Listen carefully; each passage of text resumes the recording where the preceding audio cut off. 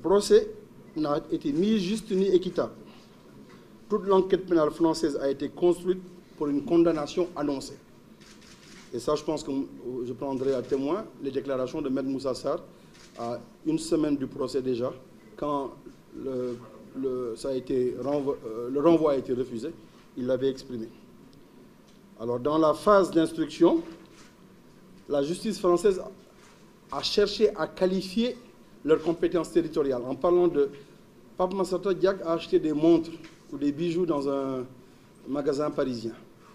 On a reçu des virements de Western Union pour des membres de sa famille pour 8 600 €. La commission indépendante est basée à Lyon, au siège d'Interpol. Et dans l'affaire, il y a 2 Français. Parce qu'ils savaient que tout de suite, on allait remettre en cause leurs compétences territoriales, parce que les faits présumés n'ont pas eu lieu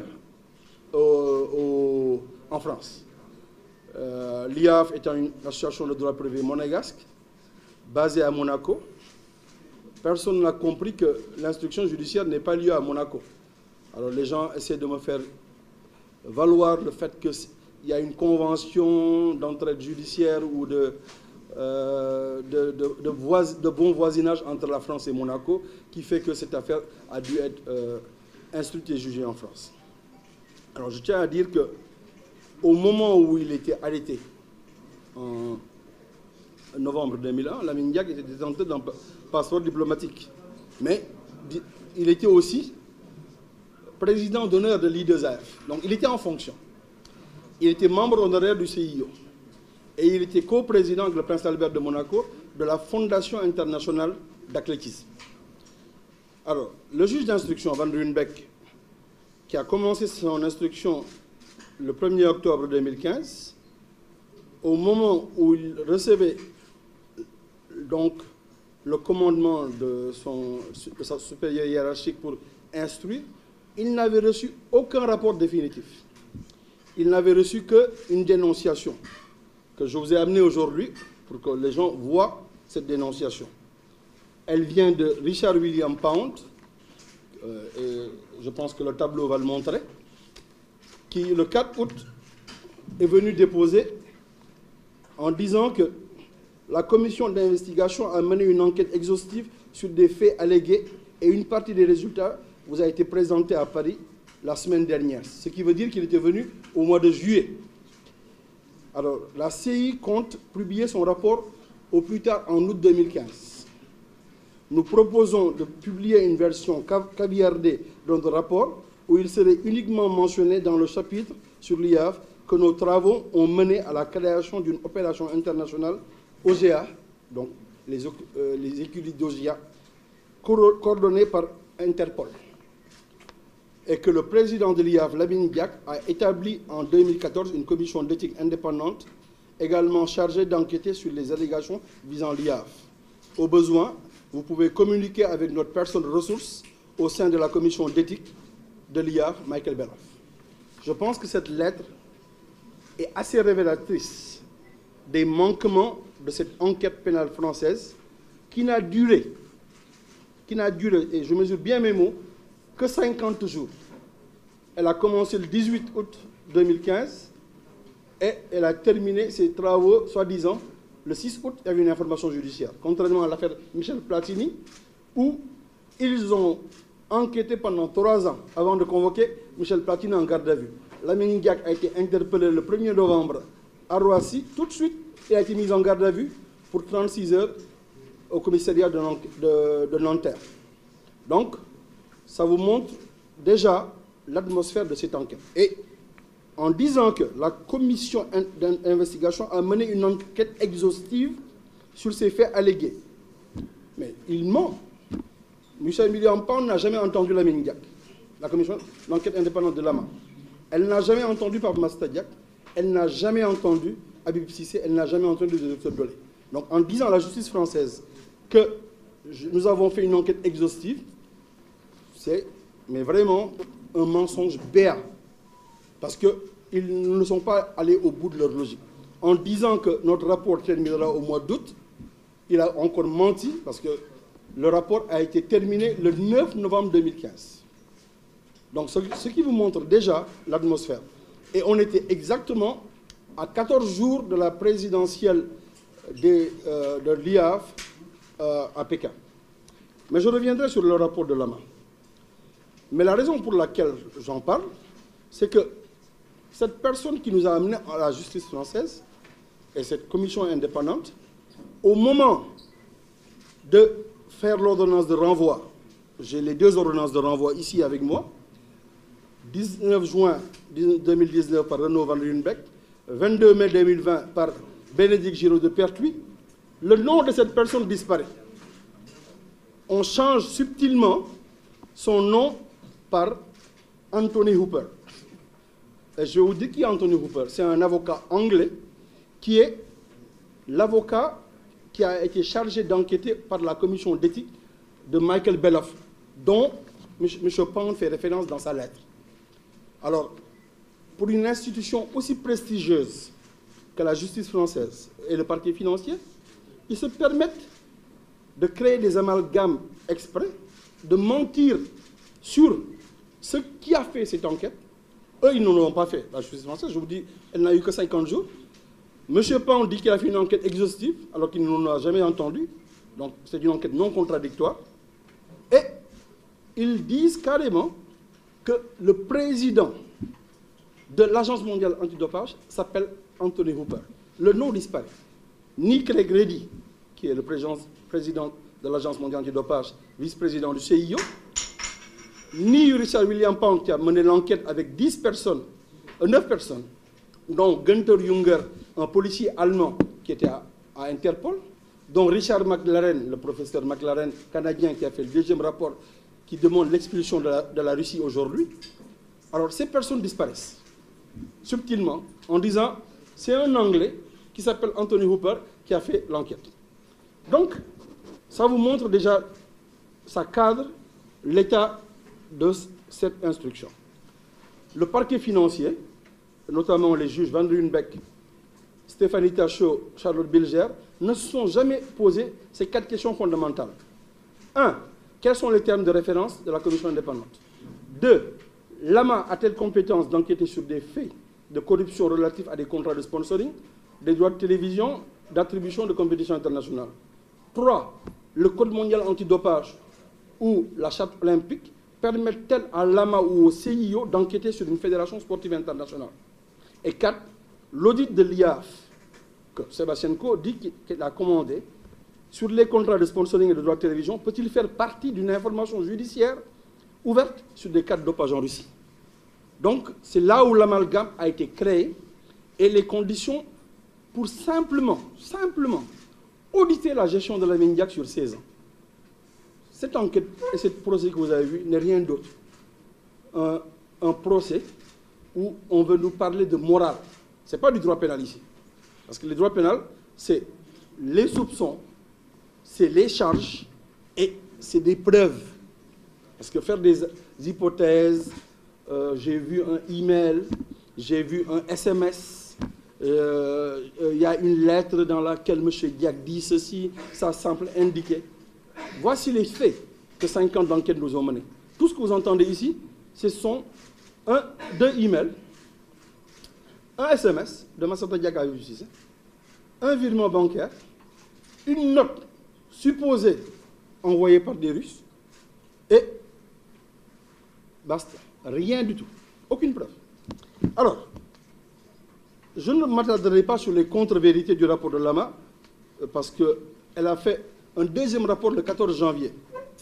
Et là, ce jour, on était choqués de voir qu'au moment de restituer son rapport le 14 janvier, les éléments de l'enquête pénale française qui a commencé en octobre sont intégrés dans ce rapport. Alors que dans sa lettre, il disait la commission indépendante compte publier son rapport en août 2015.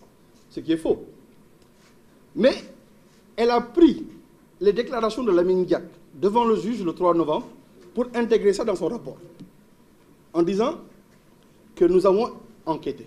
Voici notre deuxième rapport sur les faits de corruption à l'IAF. Et dans le point 4 de ce rapport, je vous le montrerai tout de suite, ils écrivent: nous allons enquêter sur des faits de dopage en Russie, des soupçons de corruption sur le dopage, qui ont permis à des athlètes de participer à des compétitions. Et nous allons aussi parler de l'attribution des contrats de marketing, de télévision, d'attribution des Jeux Olympiques et des championnats du monde. Alors, je viens de lire le dossier pénal en juin, mais je suis révolté du manque de compétences des avocats de Lamine Diack, les premiers avocats de Lamine Diack, parce que ça montre leur nullité. Ils auraient dû tout de suite dire, mais comment est-ce qu'une agence mondiale antidopage peut-elle enquêter sur des contrats de marketing? Comment est-ce qu'une agence mondiale antidopage peut-elle enquêter sur les attributions de Jeux Olympiques ou de championnats du monde? Ils ne se sont pas posé la question. Ils ont dit légitimement, oui, ils ont le droit de le faire. Monsieur Pound, j'ai vu ses dépositions, il vient, il dépose le statut des fondations de l'AMA, qui est une fondation de droit privé suisse, dont le bureau principal est à Montréal. Mais subtilement, pour pouvoir déposer au parquet financier, est venu ouvrir un bureau à Lyon, parce qu'un membre de la commission, Gunther Junger, est un ancien d'Interpol. Il gérait la division narcotique d'Interpol, avant de retourner en Allemagne comme policier à Munich. C'est lui qui avait fait l'enquête sur l'affaire Armstrong. Alors donc, on avait fait une très sérieuse manipulation. Et aujourd'hui, ce sera l'occasion d'en parler une fois pour toutes. Et vous montrer les acteurs, comment ils s'entrechoquent.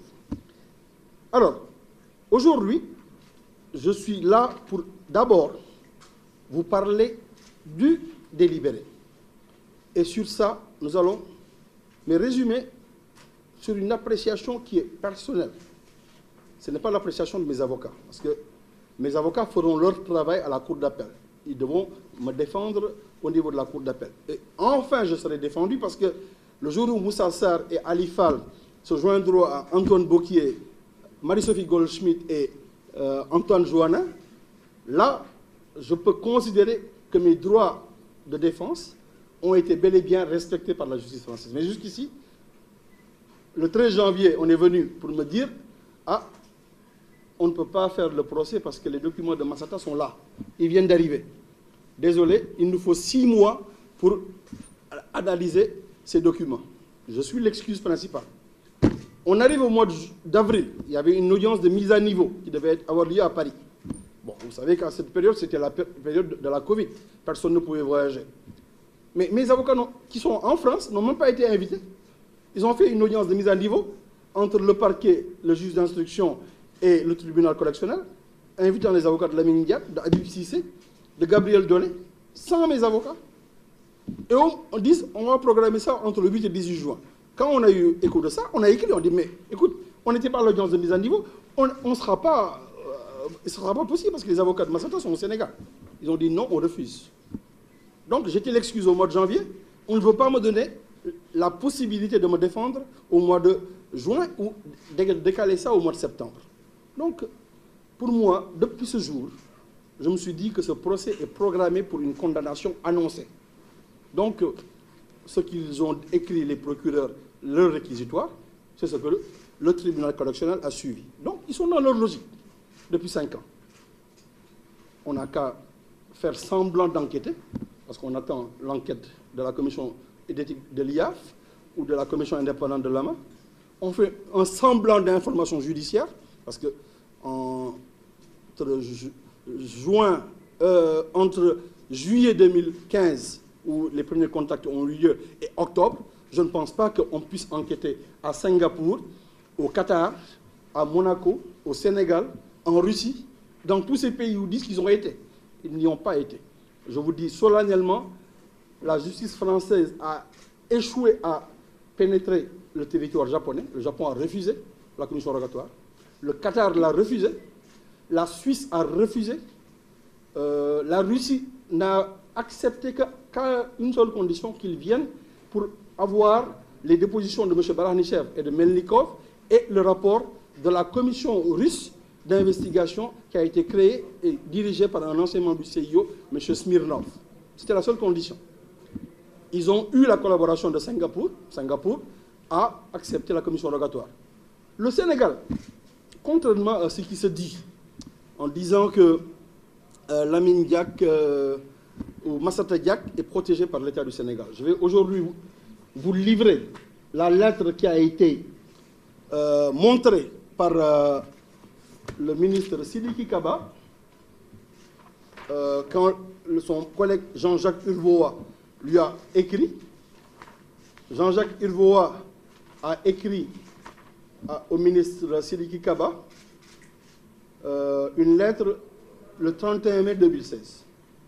Et le ministre Sidiki Kaba lui a répondu: j'ai bien reçu la demande d'entraide judiciaire consécutive à l'information suivie contre les nommés Habib Cissé, Lamine Diack, Gabriel Dolé, des chefs de corruption actifs. Bon, je vous enlève tous ces trucs juridiques.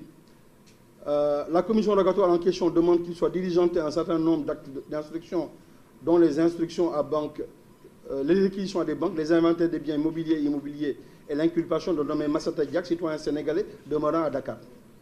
Les faits de la demande d'entraide ont retenu toute attention des autorités judiciaires sénégalaises, tant au regard de leur gravité que de leur médiatisation. Ils concernent au surplus des citoyens sénégalais et seraient commis en partie sur le territoire sénégalais.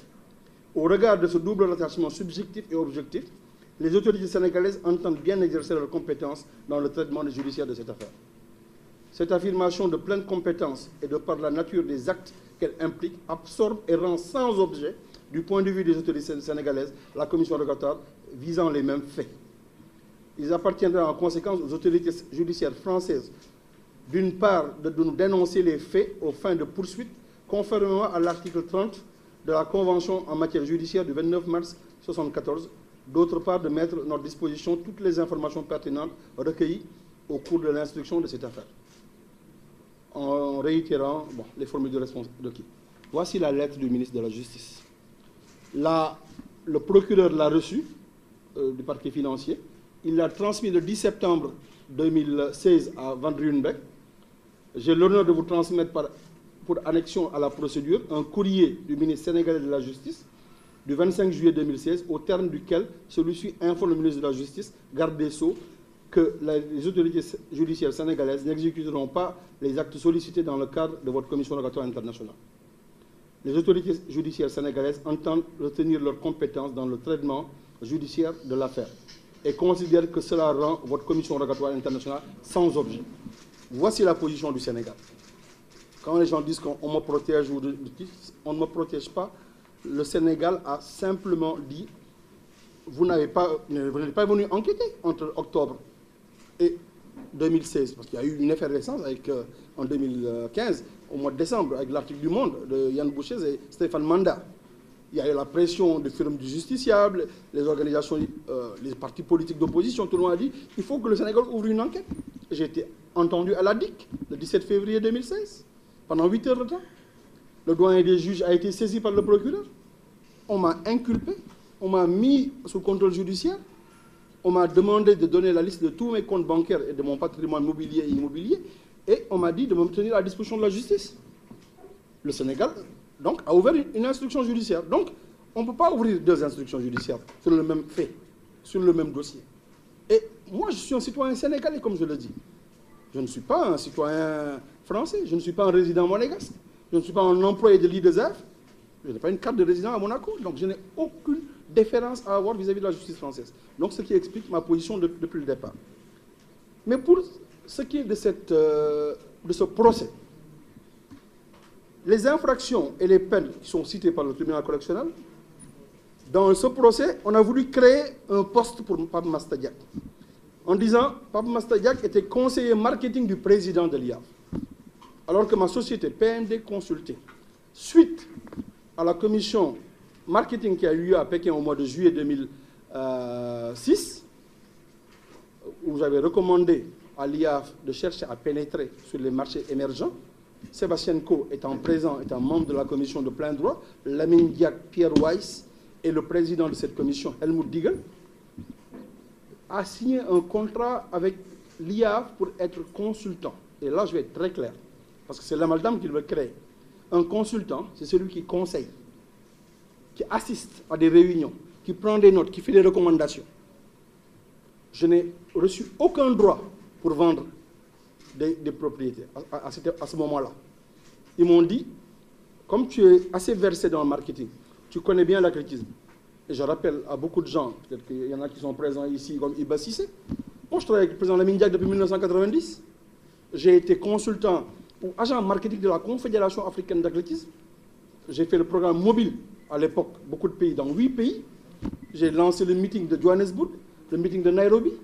Avec Thierno Diack, on a fait le meeting de Brazzaville et de Nairobi avec Wolf Saleti. Le meeting de Dakar, j'en étais le principal sponsor. Le meeting de Rabat, le meeting de, comment on appelle ça, Cape Town, Durban. Donc, entre 90 et 2000, à l'époque, j'étais à ISL entre 90 et 95, mais à partir de 97, j'ai créé Pamodzi. Mais sur cette période, j'ai rapporté 16 500 000 $ à l'athlétisme africain, pendant que Lamine Diack était président de la Confédération africaine. S'il fait appel à moi, c'est tout à fait normal, mais il connaît le domaine. J'ai un sport difficile à vendre.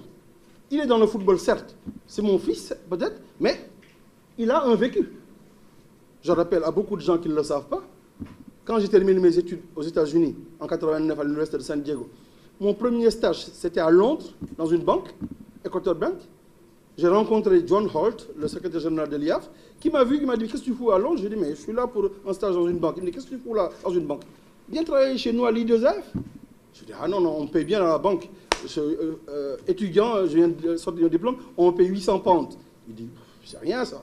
Viens, tu passes me voir lundi, je te fais une offre. » Il m'a fait une offre de stage ou de pré-emploi si possible. Je vais voir pendant 2 ou 3 mois de test. Il m'a proposé de venir travailler au département de compétition et de marketing de l'I2F au Three Hands Crescent à Knightsbridge, à côté de Harrods. Donc j'ai été dans l'athlétisme. Je ne suis pas tombé du ciel. Je ne suis pas devenu par opportunisme conseiller de Lamine Diack ou parce que mon père est président de l'IAF. Oui, il faut tout de suite me positionner pour gagner de l'argent. Non. Tout le monde ici sait que j'étais dans le football depuis 2000. J'étais au Qatar, au championnat du monde FIFA en 1995. J'ai fait le championnat du monde FIFA au Nigeria en 1999. En 2000, j'étais le consultant du gouvernement nigérian pour la Coupe d'Afrique Ghana-Nigeria 2000. J'étais nommé par décision du conseil fédéral, du comité exécutif fédéral, c'est le conseil des ministres nigériens. C'est là-bas où Badara Mamayasen, Bounama Djei, Meinoui m'ont vu, m'ont dit mais ça va, il y a une diapole Nigeria, nous on va être qualifiés au mondial. C'est au Nigeria. Quand je reviendrai au Sénégal, on verra. À l'époque, donc le football a beaucoup plus d'argent. C'est une industrie qui représente 290 milliards de dollars par an. Le sponsoring que vous voyez au niveau mondial, c'est 145 milliards de dollars. 40 milliards en droits sportifs, 40% en droits sportifs, 30% en médias et 30% en recettes de billets et hospitality management. C'est comme ça que le sponsoring existe. Le football fait 2 fois ça. L'industrie de défense américaine représente 230 milliards de dépenses annuelles. Donc, j'étais au cœur, en travaillant avec la FIFA, avec la CAF et avec les grands pays comme le Nigeria et l'Afrique du Sud, mais j'étais au cœur du football. Je n'ai pas besoin d'aller en athlétisme. C'est des miettes, l'athlétisme. Le budget de l'IAF fait 50 millions de dollars. C'est le budget d'un club égyptien. Le budget de l'IAF équivaut au budget de Zamalek ou de Al-Ahli. Donc pour vous montrer que c'est vraiment pas là où je devais aller pour gagner de l'argent. Donc cette accusation infâme, disant que j'étais là pour être le conseiller marketing de qui, est tout à fait infondée, mais rabaissante. Ma société est une société dûment établie. En 2006, j'étais agent marketing officiel du Togo, en préparatif de la Coupe du Monde en Allemagne. Et c'est à ce moment que j'ai créé PMD Consulting, pour ne pas faire l'amalgame avec Pamodzi, qui était l'agent marketing de la Fédération sénégalaise de football et de la Fédération nigérienne de football. La deuxième accusation, ils disent « Je me suis soustrait aux autorités françaises, j'ai fui ». Dès que l'instruction a commencé, j'ai pris mes clics et mes claques, je suis venu me réfugier au Sénégal. Pape Massata vit au Sénégal de manière permanente depuis 2001. Tout le monde m'a vu ici. La société Pamodzi a ses bureaux. Certains journalistes sont venus là-bas. Alors, dire que j'étais en France, j'ai fui. Je n'ai ni appartement en France, ni carte de séjour, ni nationalité française, ni résidence monégasque, ni compte bancaire à Monaco, ni compte bancaire à Paris. Alors, on me dit que j'ai fui la France. Alors, à quoi ça ressemble? Ça montre qu'il n'y a pas d'enquête. 3, ils disent qu'il y a une complicité de corruption passive en Turquie. Qu'une athlète est venue dire à Lama, Pape Massata Diack a cherché à extorquer de l'argent contre moi, en me demandant 650 000 €. Une athlète qui s'appelle Asli, je ne connais même pas le nom, Asli Alptekin. Alors, j'ai vu le dossier pénal. Quand j'ai lu ça, j'ai rigolé. J'ai dit, mais cette athlète, je n'ai jamais rencontré de ma vie.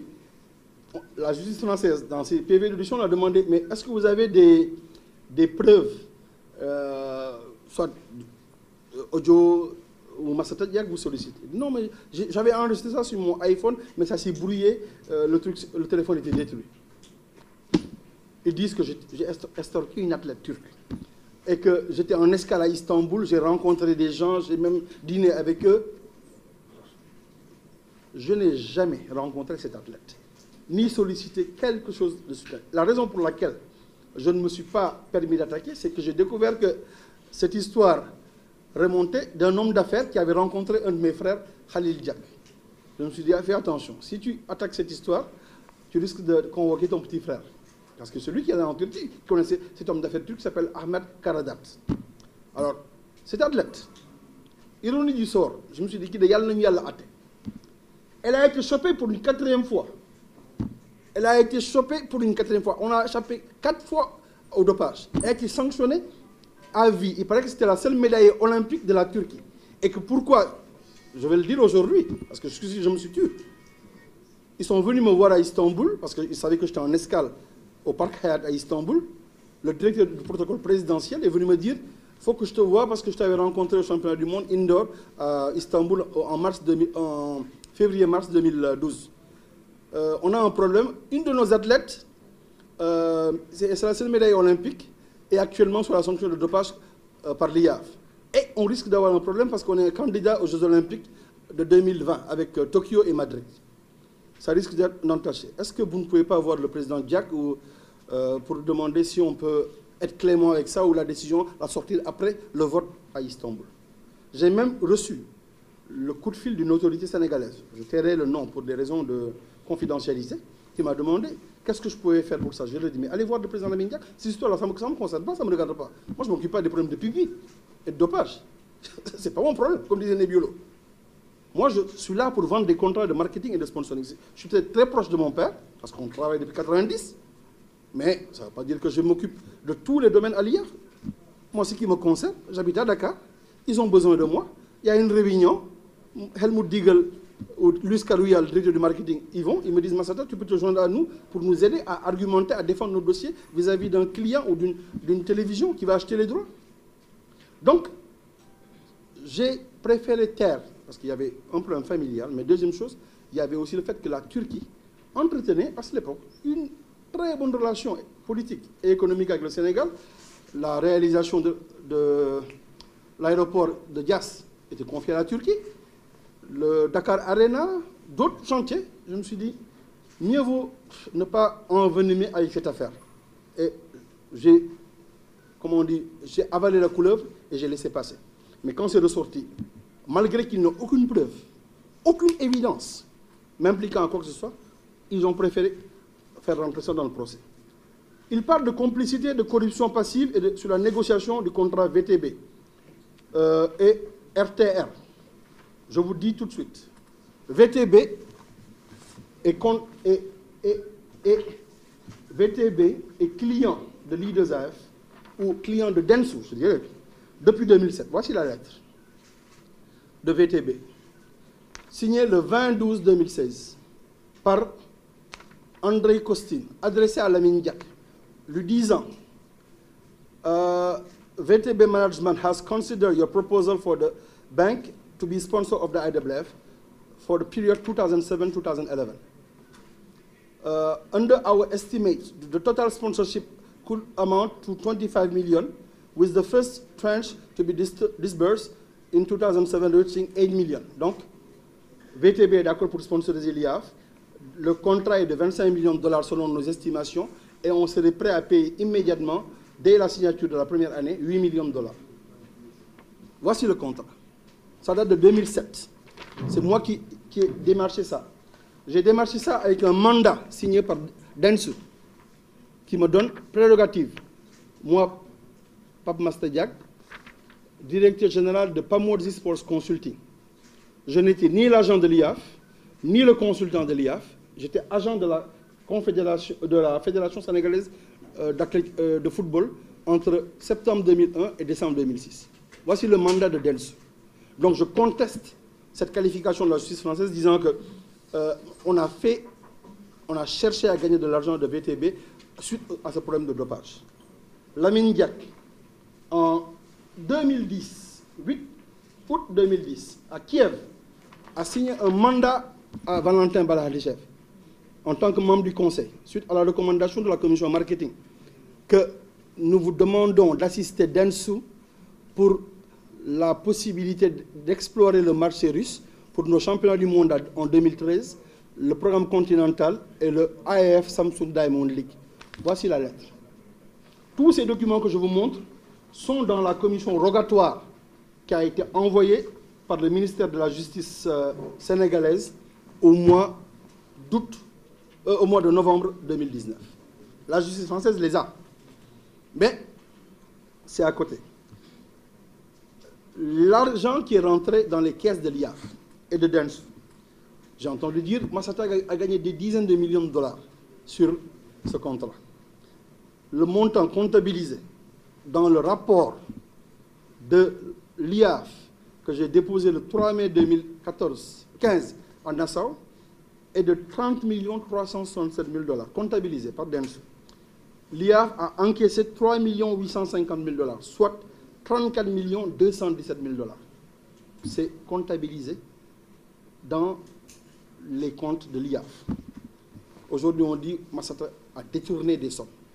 Mais ces sommes ont fait l'objet de contrats. Aberration. On en reviendra tout de suite. Deuxième point, il parle des droits de télévision en Russie, en disant que oui, vous avez négocié des droits de télévision à hauteur de 6 millions d'euros. Un coach qui s'appelle Oleg Popov a dit à Lama, oui, on m'a dit qu'on a dissimulé les cas de dopage en contrepartie de 6 millions de dollars qui ont été négociés par le fils du président Diack. Ça a été un des points focaux. Dans la commission rogatoire, j'ai sorti cette lettre qui vient officiellement sur papier en tête de la télévision russe. Je vous la lis. This is to confirm RTR participation in the deal approved. Donc c'est pour confirmer l'acceptation de RTR. IAAF is selling the media rights to the IAAF World Championship 2013 to RTR. License fee to be paid by RTR for IAAF World Championship is $1.2 million. IAAF taking back the responsibility of the host broadcaster from LOC in exchange of $12.1 million. IAAF is appointing EPC to act as HB for $8.8 million. Subcontract for HB to be made between EPC and RTR for the amount of $2.5 million. C'est ça que la télévision. Mais en résumé, la télévision russe dit que je ne peux acheter les droits que pour $1 200 000. Le contrat, les correspondances sont attachées, confirmées par Essar Gabriel, je ne sais pas, je ne connais pas la date exactement, une lettre adressée au ministre des Sports russe, Vitaly Mutko, où il dit IAAF will buy back the TV rights for the event in Russia from IEC Sports and sell them for $1.2 million to RTR. Ça confirme l'accord. Le ministre a répondu le 27 juin, le ministre des Russes, qui était président du comité d'organisation, we would like to thank you for the efficient and constructive IAAF proposal and your intention to resolve situation on rights acquisition and host broadcasting issue for the IAAF World Championship Moscow 2013. Il donne son acceptation. Toutes les correspondances sont là. La réunion qui a eu lieu sur les droits de télévision, elle a eu lieu le 12 juin 2012 entre Valentin Balahadjev, Vladimir Weinstein, conseiller télévision de la fédération, Essar Gabriel, Papa Massata Diack, Habib Sissé.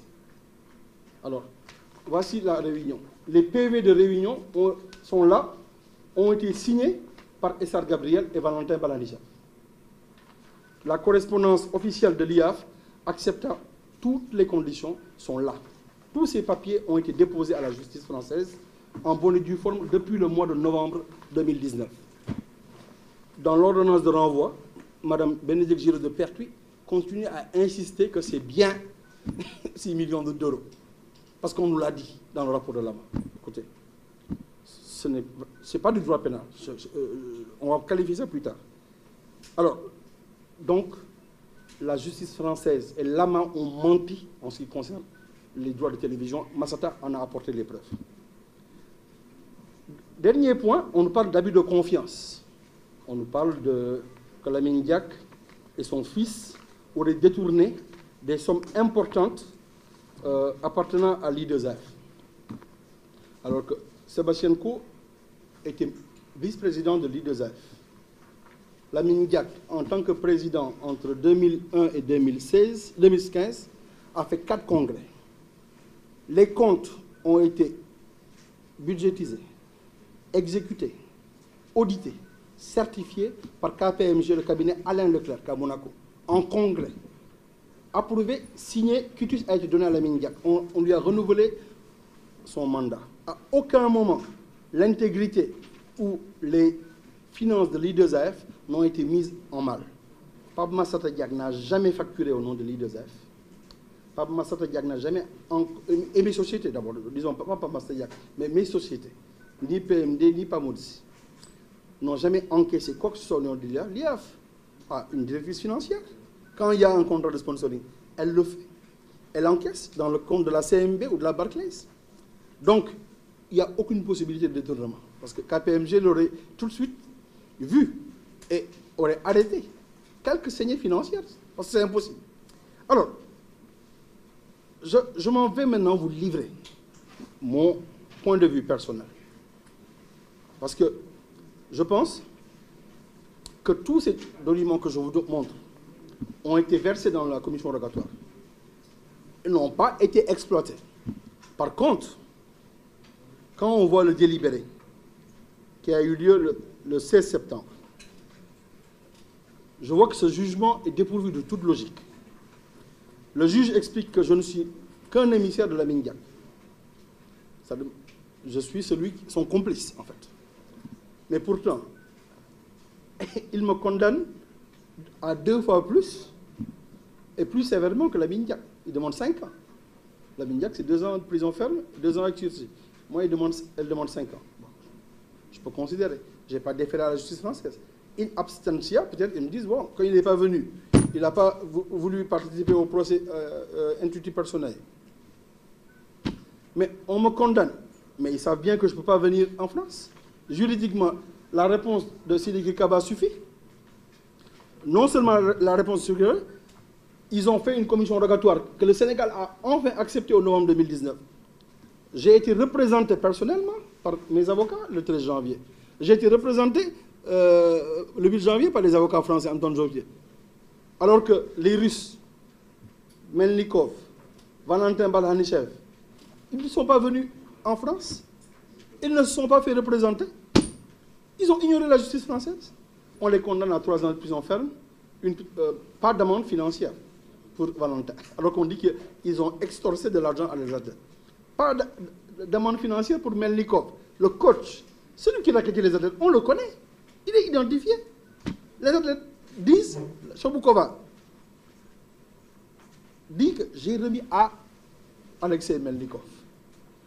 On veut nous créer un univers de corruption en disant non, c'était de l'argent qui devait retomber sur des officiels de l'IAF. À un moment, l'athlète, dans sa déposition, dit j'ai remis de l'argent à Melnikov pour un avocat. Alors, soyons sérieux. L'avocat, ce n'est pas Pape Massata Diack. Massata Diack n'est pas avocat. Un homme noir qui vient souvent à Moscou. Il y a une réunion qui était prévue le 4 décembre 2012. Oui, on a vu Pape Massata Diack dans le hall de la réception. Je suis arrivé avec une lettre montrant mon visa du 5 décembre, sorti le 7 décembre, avec la facture d'hôtel de Monaco, où je quitte Monaco à 5 heures. J'arrive à Moscou. Ils me disent non, tu étais là-bas. La commission d'éthique de l'IAF dit non, tu es venu le 4, tu es ressorti, tu es revenu. Alors je me suis dit, bon, mieux vaut ne pas insister. Alors, Nous sommes condamnés pour corruption avec des athlètes russes qui, soi-disant, ont payé. Mais ils n'ont pas été renvoyés devant le juge. Donc, si on suit la logique du juge, ces Russes ont accepté de verser de l'argent à un homme identifié, qui est Melnikov, et de courir, car ils ne le devraient pas. Mais donc, il n'y a aucun corrompu. Il y aurait des corrompus, mais il n'y a aucun corrupteur. C'est en fait ça qu'on cherche à nous expliquer. Alors moi, je pense que la justice française est en train de bafouer le droit pénal. On est en train de réécrire le droit pénal français. Un acte de corruption, c'est un pacte de corruption entre deux parties. Donc, ils sont allés à Moscou, le juge Van Rudenbeck en commission rogatoire. Ils disent que 5 athlètes ou 6 athlètes avaient payé 3 450 000. Ils n'ont entendu aucune de ces athlètes. Ils ne les ont pas inculpés ni mis en examen, comme ils l'ont fait pour Nasser Al-Khelaifi ou Sonekazu Takeda dans l'affaire de Tokyo 2020. Il n'a pas touché à un athlète russe. Donc, moi je pense que la justice française est en train de se foutre de nous. Le juge prétend que Melnikov, Balanichev ont racketté des athlètes et ont participé à un prétendu système de corruption.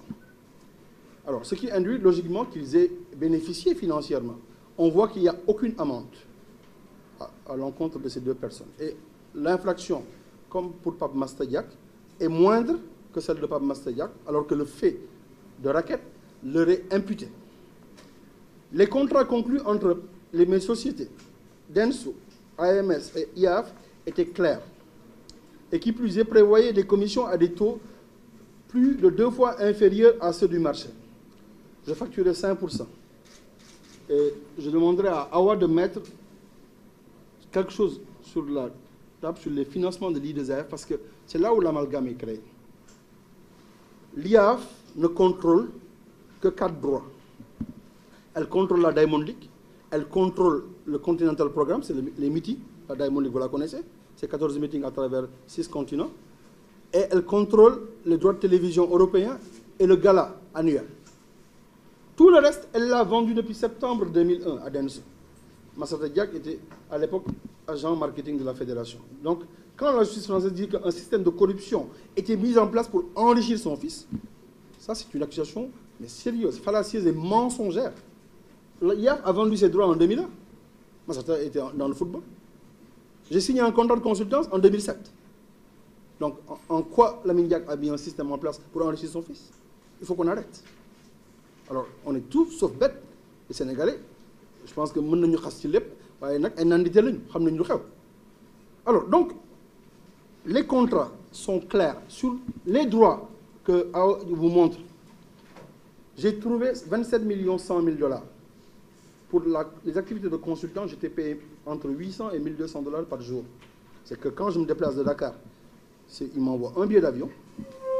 Les jours que je passe à l'étranger, ils me remboursent pour mes frais à hauteur de 800 $ et per diem, donc de déplacement. Et si jamais j'amène un sponsor, si jamais, on me paye 5%. Vous pouvez faire vos investigations. Dans toute l'industrie du sponsoring, il n'y a personne qui facture 5%. On facture minimum, ou en moyenne 17%. Moi, dans le football, la fédération sénégalaise peut en témoigner, je facture 30% au début. C'est Youssouf Ndiaye et Fakhri qui sont venus me dire « Tu demandes trop, il faut réduire à 20%. » J'ai réduit à 20%. Au Togo, je facturais 30%, PMD Consulting, vous pouvez vérifier à la fédération togolaise. Au Nigeria, je facturais 25%, vous pouvez demander à la fédération nigérienne de football. En Afrique du Sud, je facturais 20% à la fédération sud-africaine de football. Pamodzi a été créé en Afrique du Sud en avril 1997. Vous pouvez aller vérifier par vous-même. Mais parce que c'était Lamine Diack, avec qui j'ai travaillé de 1990 à 2000, c'est mon père. Je me suis dit, bon, si j'applique les taux du football, le peu que je lui trouve, parce que ce n'est pas quelque chose de substantiel, mais si je le reprends, ça risque d'être très mal vu. J'ai accepté la commission de 5%. Essar Gabriel, ce contrat, il est là, il a été signé par Essar Gabriel et Chardine Eri. Tout ce que j'ai perçu sur ces revenus, mais sont traçables. On a au niveau de l'IAF un système de facturation qui est très limpide et très clair. Il y a une facture, voilà, j'ai mis l'original, Elle est envoyée sur papier en tête de PMD Consulting, visée par SR Gabriel et contresignée par la directrice financière Charline Eric. Le transfert se fait dans une banque officielle. C'est la B6. Donc, dire qu'on avait créé des sociétés fictives, des contrats fictifs. J'ai même vu Sébastien Co nous accuser disant que ceci est indu. C'est moi qui ai amené ces sponsors pour le programme continental. Sur le programme continental, chaque année, je parle sous le contrôle de Awadiak et de Hassan Ba qui sont ici, qui sont mes agents à Pamodzi, on facturait 188 000 $ à l'IDZF pour tous les voyages qu'on faisait sur 1, 2, 3, 4, 5, 6, 7, 8, 9, 10, 11 meetings qu'on coordonnait pour le compte de l'IAF.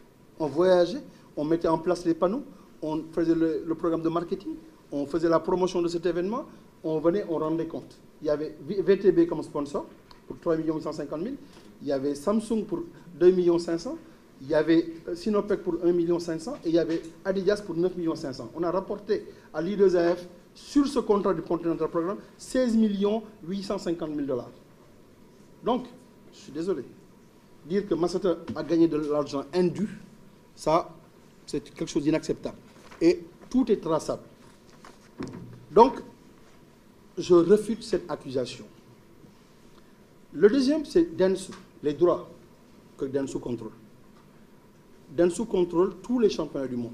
Senior, junior, cadet, le championnat du monde de marche, la coupe de marathon, le World Relays, et tous les droits de télévision monde, hors Europe. J'ai oublié de dire que l'IAF contrôle toujours, elle négocie elle-même les droits de télévision européens. Alors, maintenant, le juge français s'est permis de nier la volonté contractuelle des parties. Dans ce prérogative de Dentsu, Dentsu m'a nommé par contrat le 14 mars 2010. Voici le contrat. C'est un contrat d'agent commercial. Je suis payé annuellement pour tous mes frais de ma société, 150 000 $, plus 8% d'intéressement si j'amène un sponsor dans les pays suivants. Le contrat dit la Russie, les Émirats arabes unis, la Chine, l'Inde, le Brésil, le Mexique, le Qatar, la France, pour une compagnie d'assurance Areva, et United Kingdom, une autre compagnie qui s'appelle Prudential. Voici le contrat. Alors, en droit, le contrat, c'est la loi entre les deux parties. Sur ce contrat, j'ai pu trouver pour le compte de Dentsu 128 millions de $ entre 2007 et 2000. Entre 2010 et entre 2007 en fait parce que j'ai trouvé VTB. Mais jusqu'en 2019, j'ai trouvé 128 millions de $, ce qui équivaut à presque 2 fois le budget de l'IAF. Alors, dire qu'il y a des détournements de fonds, c'est une aberration économique et un contresens juridique. La question que je pose, pensez-vous que quelqu'un va prendre le soin d'acter un détournement sur des contrats et émettre des factures? Tu laisses des traces en faisant un contrat, en bonne et due forme, en émettant des factures. Mais on laisse des traces. Un détournement, personne ne laisse des traces. Alors, je pense que ça n'a aucun sens, personnellement. En réalité, je pense que la justice française voulait me condamner. Et ils se sont permis de faire toutes sortes d'hypothèses. Ils ont eu la possibilité d'envoyer la convention judiciaire, d'exploiter la convention judiciaire en faisant la commission rogatoire. Ça a été accepté par le Sénégal. Il y avait 35 questions. J'ai répondu aux 35 questions de la justice française. Et j'ai ajouté 12 annexes. Donc tout ce que je vous montre là, ce sont les documents que je peux vous montrer parce que c'est dans le dossier. Je ne viole absolument rien. C'est moi qui ai mis ça à disposition de la justice. J'ai donné tous les documents bancaires de mes sociétés entre 2007 et 2015. Et je me suis fait représenter à l'audience du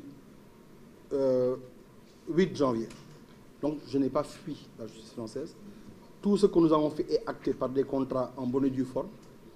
Le bilan financier de notre collaboration entre Dentsu et l'I2AF, je pense, a été, je vous l'ai montré, voilà, il est là. a fait l'objet d'un compte-rendu en bonne et due forme le 3 mai 2015.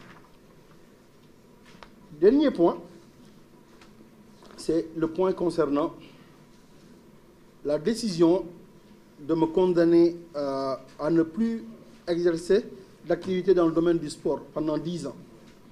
Alors quand j'ai vu ça, j'ai commencé à rigoler. J'ai dit, bon, on m'a exclu à via de l'athlétisme par la commission d'éthique de l'IAF. Non. Là, pour aller plus loin, non, on va l'interdire d'exercer dans le sport. Mais ils se prennent pour qui? Ils se foutent de la gueule des gens, il faut le dire. Parce que dans le sport, ils peuvent dire l'IAF, je n'exerce plus dans l'athlétisme, ça je peux comprendre. Mais me dénier que je peux continuer à exercer dans le football ou dans un autre sport. Ils se prennent pour qui? Ils ont une compétence universelle. Ils peuvent faire ce qu'ils veulent, ils peuvent décider du sort des individus. C'est une atteinte à mes droits humains. Je veux dire, c'est peut-être d'autres motivations. Moi, je pense que maintenant, je n'ai plus peur de dire que... Mais il y a du racisme dans cette histoire-là. Il y a une volonté de faire de la morale. Mais ce n'est pas du droit. Ce n'est pas un procès juridique. C'est un procès de la morale. Comme disait William Bourdon la dernière fois. On disait, tu ne devais pas utiliser ton fils. On a vu ton fils acheter des montres à Paris. Il avait acheté des voitures à Dubaï ou au Qatar. Mais c'est mon argent. Ce matin même, j'ai vu, il a réservé un hôtel à Paris, à l'hôtel California, pour lui et son père, il a payé 30 000 €. Et après, j'ai rapporté à l'IAF entre 27 millions et 128, ça fait quoi? 150 millions de dollars. Si on applique 5% de commission et 8% de commission sur le compte d'Enso, j'ai gagné facilement 14 millions de dollars. Ça fait 7 ou 8 milliards de francs CFA. Ça me suffit pour vivre. Je n'ai pas besoin d'aller faire de raquettes à des athlètes, mais je peux dépenser ça comme je veux. Ce n'est pas à la justice française ou à Sébastien Coe ou à Richard William Pound ou à Thomas Bach de me dire ce que je dois faire de mon argent. J'ai l'impression que les Africains, vous pouvez gagner de l'argent, mais vous ne devez pas le dépenser. On a vu l'opération des biens mal acquis avec Théodore Obiangema, Théodore, je ne sais pas, en disant qu'il a acheté un hôtel particulier à Paris. Mais ils le savent depuis longtemps. Quand le gouvernement français a au total négocié pour les concessions de pétrole avec la Guinée équatoriale, ils n'ont pas regardé ça, ils s'en foutaient. C'est peut-être qu'à un moment, ça bloquait quelque part, ils ont commencé à dire on va sortir les biens mal acquis. Mais ils se prennent pour qui? Si c'est un Sénégalais, c'est un Anglais, ou un Américain ou un Français qui avait gagné cet argent, mais ils ne l'auraient jamais mentionné. Mais ils ne s'attendaient pas à ce que Lamine Diack réussisse. Ça, je tiens à vous le dire. Lamine Diack, en 16 ans de présidence, a rapporté à l'IAF 835 millions de dollars. Faites le calcul, multiplié par 600. Il a trouvé l'IAF en réserve, il avait 29 millions de dollars, quand Nebbiolo décédé en 1999. Au moment de partir, il a laissé 74 millions de dollars. Il y avait 8 sponsors. Il y avait un programme universel de l'athlétisme, de compétition.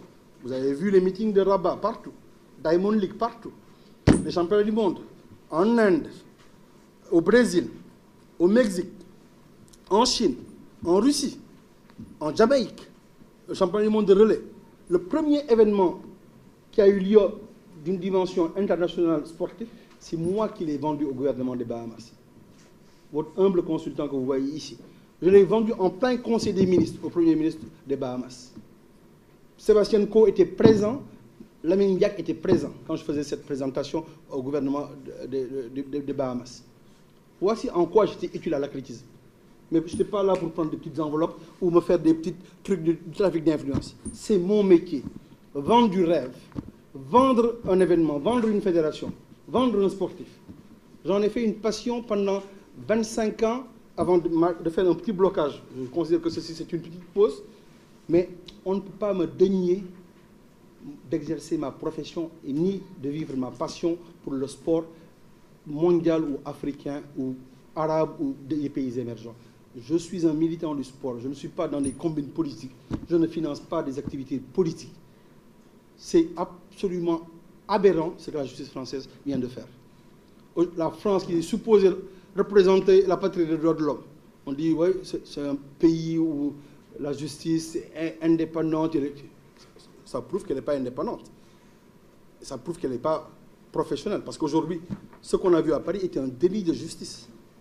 C'est une farce. Il n'y a aucune logique. aucune logique. Oui, on l'a vu, on ne l'a pas vu. Il n'est pas venu. Alors, dans ce cas-là, on le condamne fermement. OK. Mais on lui dit, tu ne peux plus exercer. Écoutez.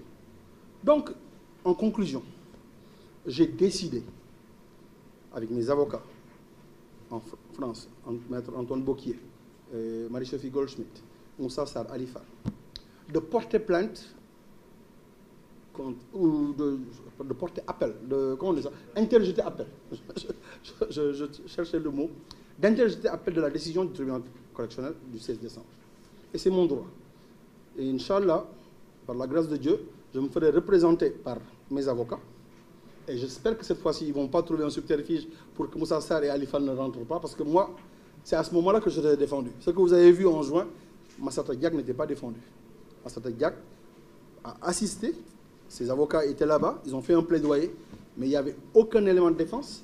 Tous mes documents ont été mis sous le paillasson. Je pense que c'est le même cas pour Simon Ndiaye. J'ai entendu dire que les dossiers de la défense n'ont pas été entendus par le tribunal. Donc, on est tous dans le même cas. Donc, nous, on n'a jamais raison. Mais bon, c'est une première instance. C'est un marathon judiciaire. On est prêt à l'affronter. On ira jusqu'au bout de ce marathon judiciaire. Et je pense que Yann Bouchez est peut-être un homme qui a de la prémonition. J'ai vu un de ses articles là où il disait Lamine Diack, le président de l'IF, est parti pour un marathon judiciaire. Il l'a écrit le 13 janvier 2020. Donc, c'est peut-être qu'il en sait beaucoup plus qu'on le pense. On ira jusqu'en cassation. On ira à la Cour européenne des droits de l'homme, même s'ils le veulent et si les textes le permettent. J'ai dit à mes avocats, même s'il faut aller à la Cour pénale internationale, parce que comme ils ne lisent pas du droit pénal ici, il faudra aller jusqu'au bout. Donc, je tiens à terminer ma conclusion avec ça et à vous offrir la possibilité de me poser des questions sur tout ce que je viens de dire. Je vous remercie.